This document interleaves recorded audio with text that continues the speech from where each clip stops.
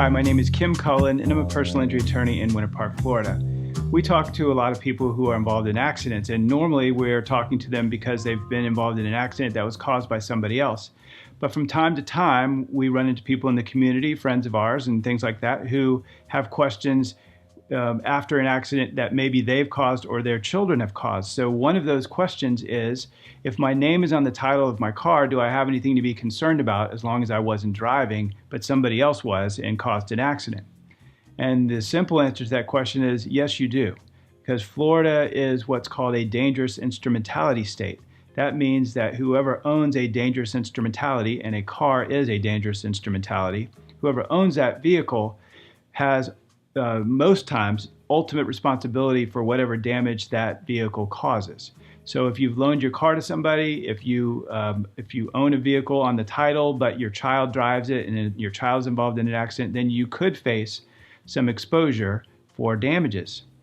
So a couple things to think about when you're thinking about how to deal with a situation like this is, one, just make sure you have plenty of insurance on your vehicle if you're going to let other people drive a vehicle that's titled in your name, because you want to make sure that you're covered or protected if they get involved in an accident and hurt somebody else.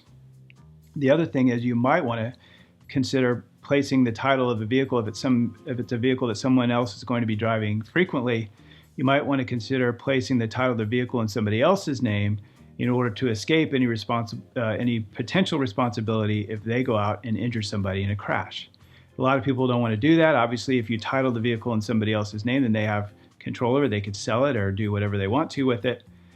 However, that's the only way to really keep your name or your responsibility or your liability completely eliminated after a Florida car accident. So if you have any questions about how a vehicle ought to be titled, or the type of insurance that you ought to carry if your name is on the title to a vehicle and somebody else is going to be driving it frequently, please reach out to us. We love to answer questions.